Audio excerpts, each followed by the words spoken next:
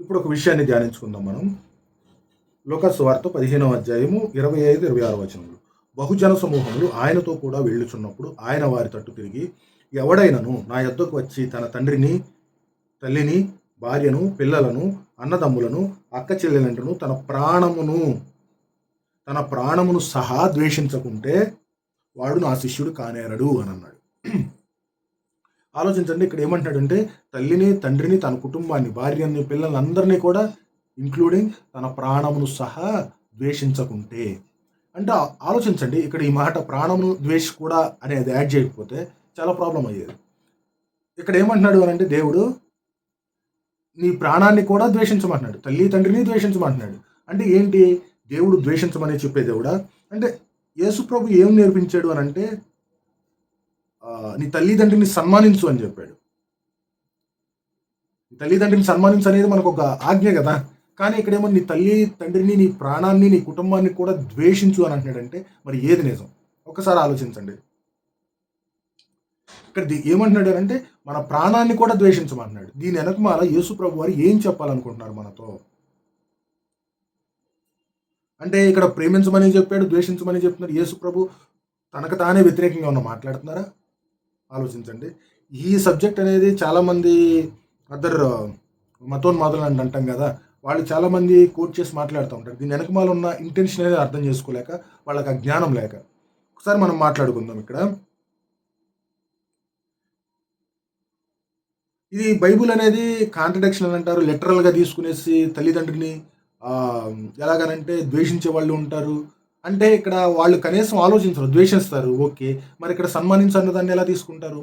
అంటే యేసు ప్రభు ఆ సందర్భంలో ఏం చెప్పదలిచాడు అనేది మనం అర్థం చేసుకోవాలి మొదటిగా. అసలు ఇక్కడ సీక్రెట్ ఏముందో చూద్దాం.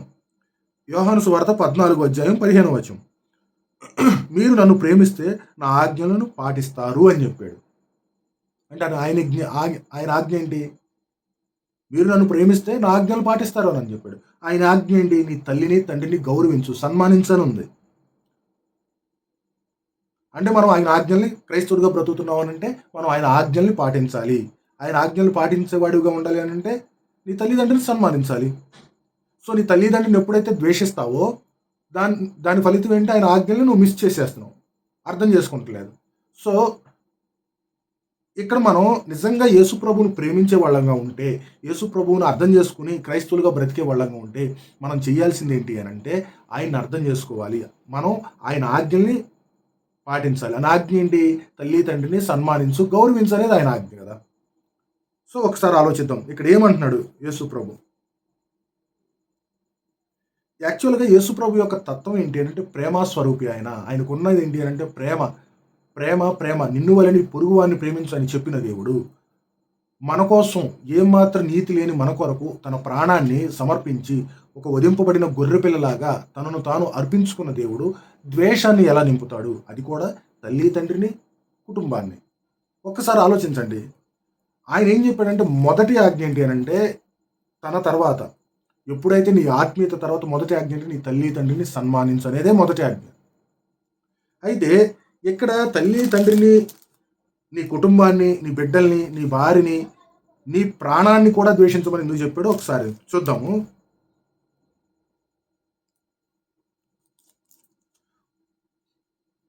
ఓకే, ఒకటి మనం ఇక్కడ ఎలా అనంటే ఒకసారి ఆలోచిద్దాం. మనం ఒక క్రైస్తవులుగా బ్రతుకుతున్నాం. క్రైస్తవులుగా బ్రతికినప్పుడు నీకు అనేక రకాల ఛాలెంజెస్ వస్తూ ఉంటాయి. యాక్చువల్గా నువ్వు క్రైస్తవులుగా బ్రతుకుతున్నా, నేను బ్రతుకుతున్నాను, నాకు చాలా రకాల ఛాలెంజెస్ అనేది ఉంటాయి. ఆ ఛాలెంజెస్ అనేది వచ్చినప్పుడు నువ్వు ఎలా ఉంటున్నావు? ఆ ఛాలెంజెస్ అనేది ఎక్కడి నుంచి వస్తాయి ఒకసారి ఆలోచించండి. మీరు క్రైస్తవులుగా ఉన్నారు, ఒక కుటుంబంలో పాత్రగా కూడా ఉన్నారు. అయితే మీకు దేవుడి నుంచి దూరం అయ్యే పరిస్థితులు కానీ, లేదంటే ఒక పాపంలో పడిపోయే పరిస్థితులు కానీ, లేదంటే కోపం కానీ, తప్పుగా మాట్లాడడం కానీ, ఇలాంటి పరిస్థితులు మోస్ట్లీ జరిగేది కుటుంబం. మోస్ట్లీ బయట జరుగుతాయి.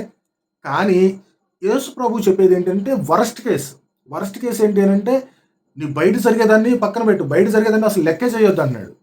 లోకానికి వేరైతేనే నా రాజ్యంలో ప్రవేశించమని చెప్తున్న దేవుడు ఎవరితో కూడా వేరవ్వాలి? అవసరమైతే.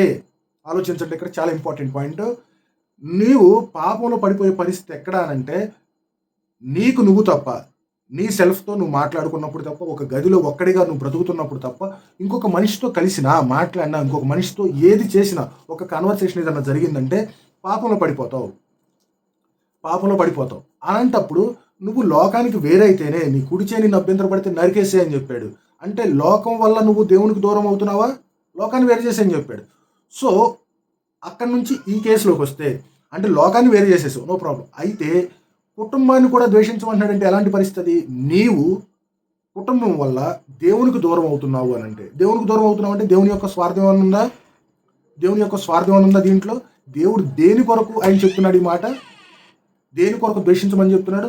దేని కొరకు లోకంతో వేరవ్వమని చెప్తున్నాడు? దేని కొరకు నీ కుడి చేయి నిన్ను అభ్యంతరపడితే నరికేయ్, నీ కుడి కన్ను నిన్ను అభ్యంతరపడితే పీకేయ్ అని అంటున్నాడు అనంటే నీ కోసం. నువ్వు ఆలోచించాల్సింది దేని గురించి అంటే మొదటిగా నీ కొరకు ఆలోచించాలి ఈ లోకంలో. నీ కొరకు అనంటే ఇన్ ద సెన్స్ నీ ఆత్మ కొరకు, నీ ఆత్మీయ జీవితం కొరకు. ఈ భౌతికంగా మనకి చాలా రిలేషన్స్ ఉంటాయి. బయట ఉంటాయి, కుటుంబంలో ఉంటాయి, చాలా రకాలుగా ఉంటాయి. కానీ అది ఎక్కడ ఎంతకాలం అనంటే చెప్పలేం. ఎంతకాలం అనేది చెప్పలేం. ఈ జీవితం అనేది ఏదో ఒక రోజు మనం ముగించక తప్పదు. అంటే ఈ జీవితం ముగించిన తర్వాత మన అంతిమ లక్ష్యం ఏంటి అనంటే నీ మరణం తర్వాత ఉన్న ఆత్మీయ జీవితం, ఆత్మానుసారమైన జీవితం.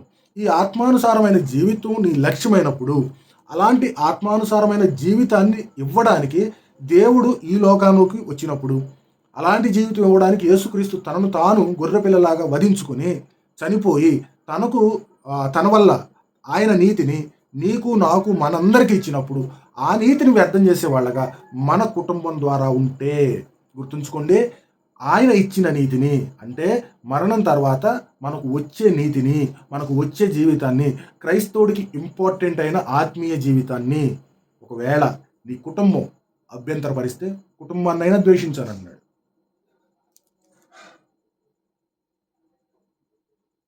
అర్థమైందా?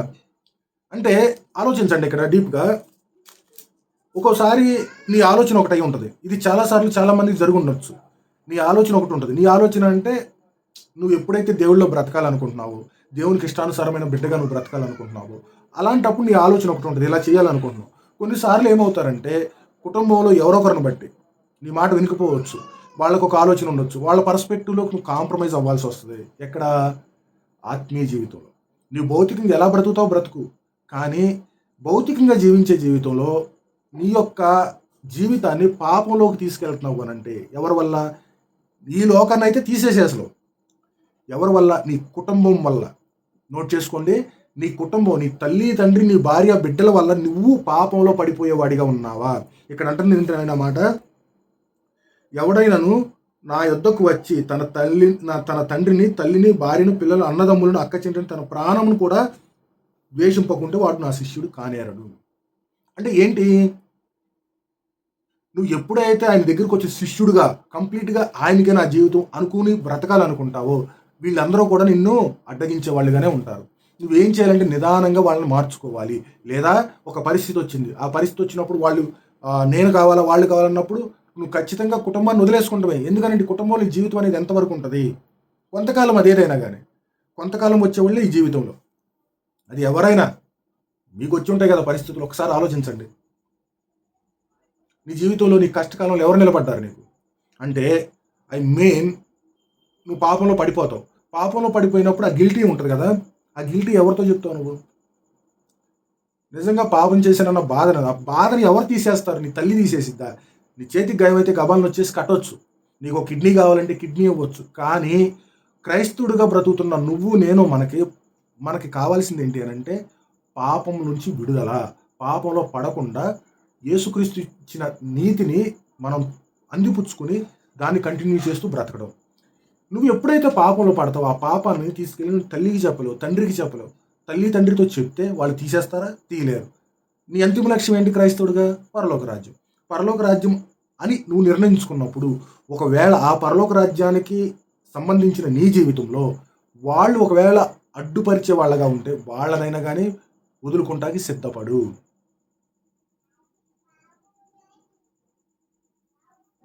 అర్థమైందా? వాళ్ళనైనా వదులుకుంటానికి సిద్ధపడాలి. కానీ ఇక్కడ ఆలోచించండి, దేవుడు చెప్పిన ఆజ్ఞ ఏంటంటే నీ తల్లిని, తండ్రిని సన్మానించు అన్నాడు. నీ నీకు తల్లిని, తండ్రిని కాదండి. దేవుడు అన్నమాట ఏంటంటే నీ శత్రువును కూడా ప్రేమించమన్నాడు. నిన్ను ఎవరైతే హాని చేస్తారో వాళ్ళని కూడా ప్రేమించు, వాళ్ళతో సమాధానపడి ఆ తర్వాత బలికి అర్పించు అని చెప్పాడు, అర్పణ అర్పించు అన్నాడు. అలాంటి మనిషి తల్లిని తండ్రిని ద్వేషించమని ఎలా చెప్తాడు? తల్లిని తండ్రిని ద్వేషించమని ఎలా చెప్తాడు? చెప్పడు. అంటే దాని మీనింగ్ ఏంటి అంటే మనం అర్థం చేసుకోవడంలో పొరపాటు ఉంది. ఏంటి ఆ పొరపాటు? ఎక్కడ? ఒకసారి ఆలోచించండి. ఆయన ఇంటెన్షన్ ఏంటి అని అంటే నీవు పాపంలో పడకూడదు, పాపంలో దోషంలో పడకూడదు. ఆ పాపానికి నీ యొక్క ఆత్మీయ జీవితాన్ని డిసైడ్ చేసే దాంట్లో నీ కుటుంబం ఉన్నా కానీ కుటుంబంతోనైనా కానీ పోరాడు, చెప్పు, ప్రేమగా చెప్పు, ప్రేమగా చెప్పి మార్చు. నీకు దేవుడి కన్నా ఏది ఎక్కువ కాదు ఈ లోకంలో. దేవుడు ద్వేషాన్ని నేర్పలేదు, కానీ ప్రేమించాలి, అందరినీ ప్రేమించాలి, నీ శత్రువుని ప్రేమించాలి, అన్నిటినీ ప్రేమించాలి. కానీ ఆ ప్రేమ అనేది ఎక్కడికి? దేవుడు యొక్క రాజ్యాన్ని తాకట్టు పెట్టేలాగా ఉండకూడదు. కొంతమంది ప్రేమిస్తారు, ఏం చేస్తారు అని అంటే నా ఇరుగు పొరుగు వాళ్ళతో ప్రేమగా ఉంటారు, దేవుణ్ణి చెప్పిన మాటైనా తీసేస్తారు. వీళ్ళు దాంట్లో అసలు అర్థమే ఉంది. మొదటగా నా నీతి కార్యం, మొదటగా నా కార్యం చేయి అన్నాడు దేవుడు. నువ్వు చేయాల్సిన కార్యం అంటే దేవుడిని వెతకడం, దేవుడు చెప్పిన పని చేయడం. దేవుడు చెప్పిన పని చేయాలంటే నువ్వు ఇరుగు పొరుగు వాళ్ళ గురించి నువ్వు దేవుణ్ణే వదిలేసేస్తే ఇంకా జీవితం ఏం జీవితం? క్రైస్తవ జీవితం కాదు. ఈ రీసెంట్గా మనం చూస్తున్నాం కదా, అందరితో సమాధానంగా ఉండడానికి నేను పలహారం అయినా తినేస్తాను, ఏదో ఒకటి చెప్తున్నారు కదా, ప్రసాదం తినేస్తాను. అంటే దేవుడు చెప్పిన మాట నువ్వు ఫస్ట్ అక్కడే నువ్వు కాంట్రడిక్షన్ వచ్చేసిందంటే, దేవుని ఆజ్ఞను తీసేసేవానంటే ఇలాంటి వాళ్ళతో ఎంతమందితో ప్రేమతో ఉంటే ఉపయోగం ఉంటుందా? ఉండదు. నువ్వు మొదటగా వెతకాల్సింది ఏంటంటే ఆయన నీతిని, ఆయన రాజ్యాన్ని వెతుకు. ఆటోమేటిక్గా ఆయన నీతిని, ఆయన రాజ్యాన్ని వెతికినప్పుడు ఈ లోకంలో ఏం చెయ్యాలో, ఎంతవరకు చెయ్యాలో నీకు ఆ సెన్స్ అనేది వచ్చేస్తుంది. నీ తల్లిదండ్రిని ప్రేమిస్తావు, నీ శత్రువుని ప్రేమిస్తావు, నువ్వు చేయాల్సిన కార్యాలన్నీ చేస్తావు. ఎక్కడి వరకు చేస్తావు? ఆయన నీతితో అంటు కట్టబడినంత వరకు. ఆయన నీతిని డైవర్ట్ చేయాలి, ఆయన నీతిని బ్రేక్ చేయాలన్నప్పుడు వీళ్ళందరిని వదిలేస్తావు.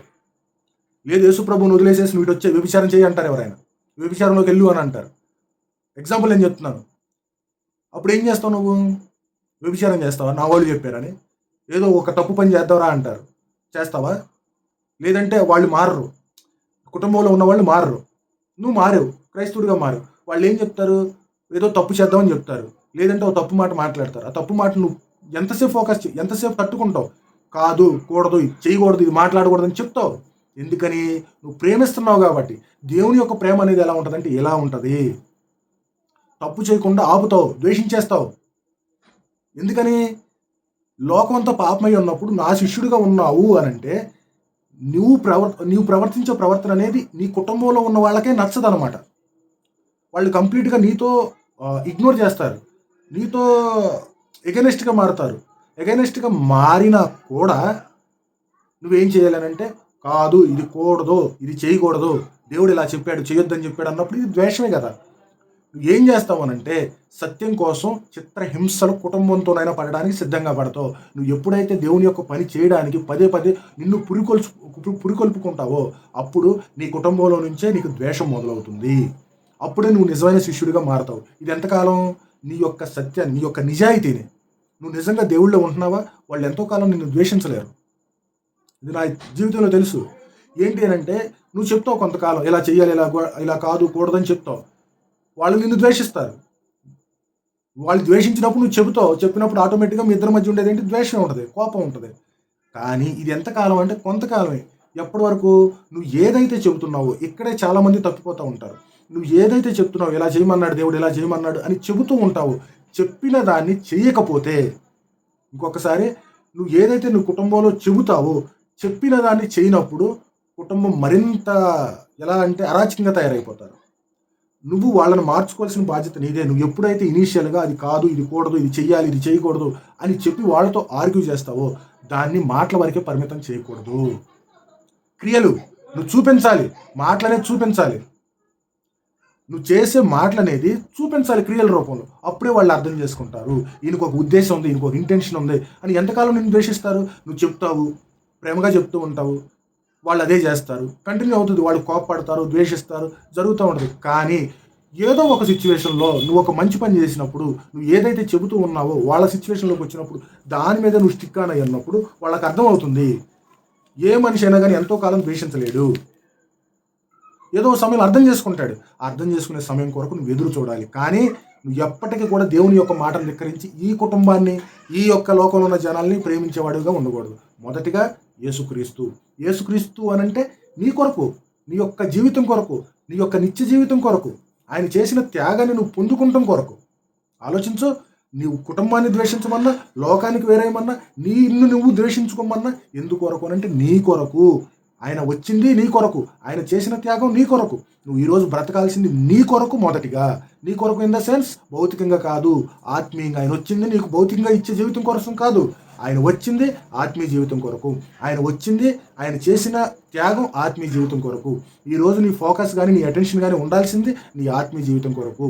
ఇక్కడ ఆలోచిస్తే ఆయన చెబుతున్నది ఏంటి అనంటే, నీ తల్లినైనా తండ్రినైనా నీ కుటుంబాన్నైనా ఎవరినైనా ద్వేషించాల్సింది ఎప్పుడు అనంటే, నువ్వు ఆయనకి ఎప్పుడైతే కంప్లీట్గా ఆయన శిష్యుడిగా ఉండాలనుకుంటావో, ఆయన యొక్క బిడ్డగా ఉండాలి, ఆయన కొరకు నువ్వు పదే పదే ఆలోచన చేస్తూ ఉంటావు, అప్పుడు ఏమవుతుంది అనంటే ఆటోమేటిక్గా వీళ్ళకి దూరం అయిపోతూ ఉంటావు.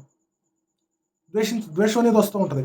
వాళ్ళు అవును అని అన్న చోట నువ్వు కాదు అన్నది వస్తుంది, కాదు అన్న చోట అవును అన్నది వస్తుంది, ఆటోమేటిక్గా ద్వేషం. కానీ ఎంతకాలం దీన్ని వాళ్ళను కూడా మార్చుకోవాల్సిన బాధ్యత క్రైస్తవుడిగా నీదే. ఎప్పుడైతే వాళ్ళతో ఆర్గ్యూ చేసి ఇది కాదు, ఇది దేవుడు ఇలా చెప్పాడు, ఇలా చెప్పలేదు, ఇది చేయకూడదు, ఇది చేయమని చెప్పాడు, నువ్వు ఎప్పుడైతే ఆర్గ్యుమెంట్ చేస్తావో, ఆర్గ్యుమెంట్ని క్రియల రూపంలో చూపించినప్పుడు వాళ్ళు మారిపోతారు. అప్పుడు ప్రేమే. అర్థమైందా దేవుడు చెప్పిన ఇంటెన్షన్ అనేది? నువ్వు నీ కొరకు బతకాలి. నీ కొరకు అంటే నీ ఆత్మీయ జీవితం కొరకు. నీ యొక్క ఆత్మీయ జీవితం కొరకు బ్రతికినప్పుడు ఆటోమేటిక్గా వాళ్ళందరినీ కూడా మారుస్తావు. సాక్ష్యం అనేది చూపిస్తావు. నువ్వు చూపించే క్రియల్లో కానీ, నువ్వు మాట్లాడే మాటల్లో కానీ దేవుణ్ణి ప్రత్యక్షపరుస్తావు. ఇనీషియల్గా ద్వేషం అనేది వస్తుంది. వాళ్ళతో విభేదిస్తావు, చెప్తావు, కానీ వాళ్ళు నిన్ను కోప్పడతారు, నిన్ను ద్వేషిస్తారు, విభేదిస్తారు, అన్నీ జరుగుతాయి. కానీ ఒక రోజున అర్థం చేసుకుంటారు. అబద్ధానికి ఆడంబరం ఎక్కువ. సత్యం అనేది ఎప్పుడు కూడా సైలెంట్గానే ఉంటుంది. ఏదో ఒక రోజు నిలిచింది. వాళ్ళందరినీ, నీ కుటుంబాన్ని కానీ వాళ్ళందరినీ కూడా ద్వేషించిన నువ్వు అంటే వాళ్ళతో మాట కలపకుండా, వాళ్ళ అడుగుల్లో అడుగు వేయకుండా, నీ యొక్క మార్గం ఇది, నా యొక్క దేవుడు చెప్పిన మాట ఇది అని నువ్వు ఏదైతే పట్టుకుని మాట్లాడావో ఆ మాటల్ని క్రియల రూపంగా చూపించినప్పుడు ఆటోమేటిక్గా వాళ్ళందరూ కూడా దేవుని యొక్క మార్గంలోకి తీసుకొచ్చిన ఘనత నీకే దక్కుతుంది. అది నిజమైన సాక్ష్యం. మొదటిగా నీ కుటుంబాన్ని మార్చు. మొదటిగా విభేదిస్తారు, తర్వాత కోప్పడతారు, తర్వాత ద్వేషిస్తారు. ఫైనల్గా నువ్వు చూపించే సాక్ష్యాన్ని బట్టి దేవుని దగ్గరకు వచ్చి సాక్ష్యం ఇవ్వక తప్పదు. ఇది దీంట్లో ఉన్న అర్థం. కానీ ఈరోజు ఏమైంది అని అంటే దీన్ని అపార్థం చేసుకుంటూ ఎక్కువైపోయింది, చేసేవాళ్ళు కూడా ఎక్కువైపోయారు. కావాలని దేవుని మీద ఆడంబర తప్పులు మోపాలనేసి, కావాలని ఇలాంటి మాటలు అనేసి చెప్తున్నారు.